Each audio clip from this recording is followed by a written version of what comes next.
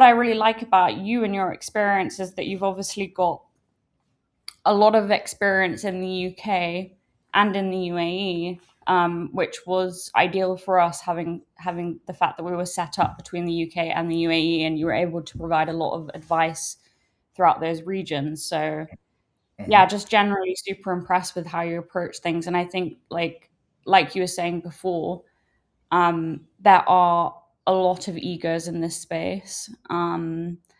And I think the way that you approach it is that you're able to cut through that and get really to the heart of the company, what they're trying to achieve, and provide the best advice and setup legally for them, which is very, very important work.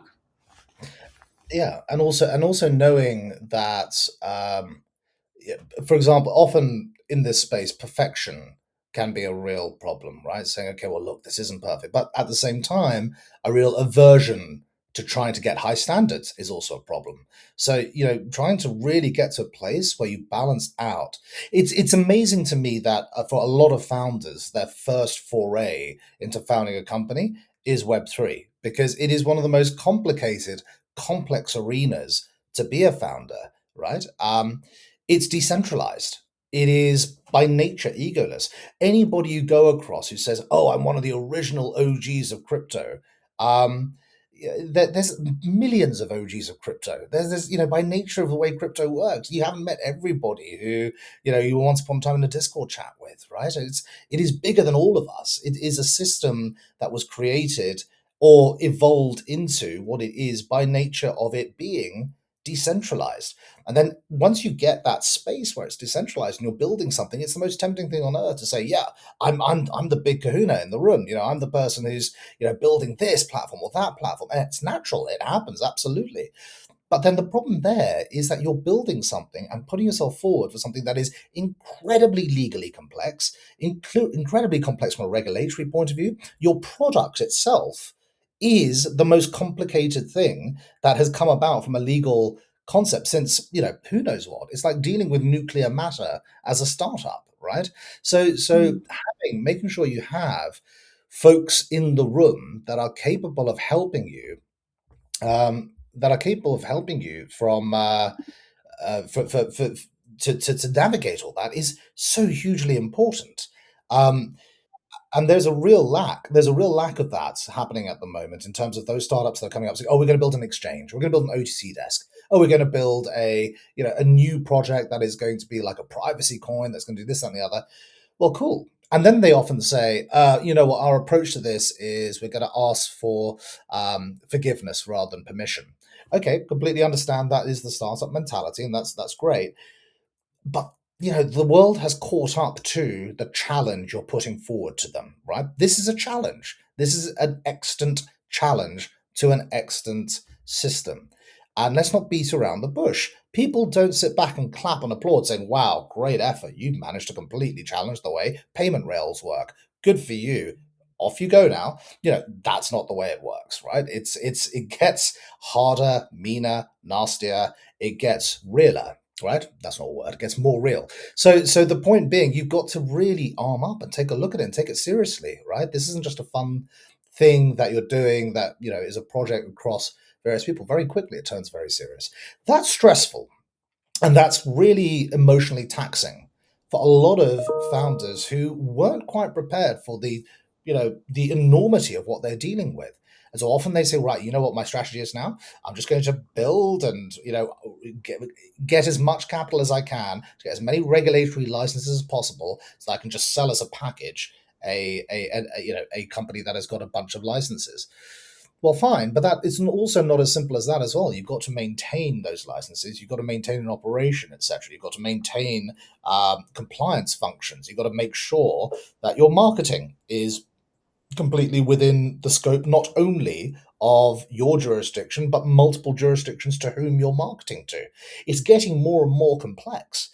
And on top of that, what's getting more complex is that a lot of these jurisdictions do not have harmony between them in terms of how they look at what Web3 is, how they look at what virtual assets are, how they look at what activities are from a financial services point of view, what is a security, what isn't a security, etc. So is just it's not as simple as getting on chain and building something cool and thinking, oh, this is going to be able to make me money, right?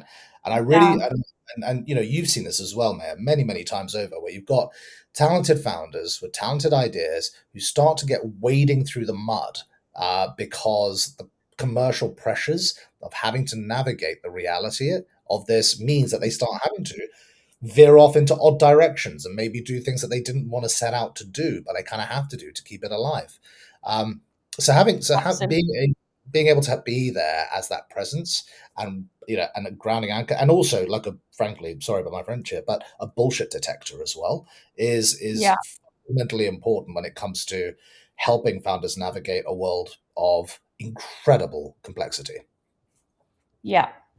And there's some interesting things you touched upon that I'd like to dive in a little bit more into. It's like you seem to have a pretty clear understanding of the scope and the nature between something that is more decentralized and more centralized.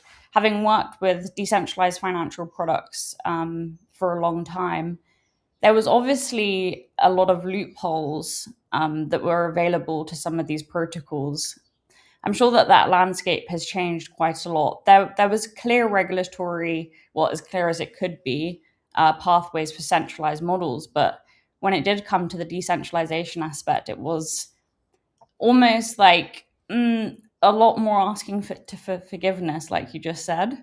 So, Mm. have you seen a major shift in the inception of decentralized protocols and financial products to maybe now with like you said, the ETH Foundation? I mean, that's the prime example of a DAO that's actually been highly successful.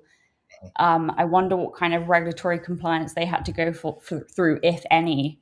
um, Yeah, so yeah, it's I'd love to know a bit more about, pick your brain on that a little bit, because that's very It is interesting. interesting, yeah. The to start off with, decentralized means many things to many people, right?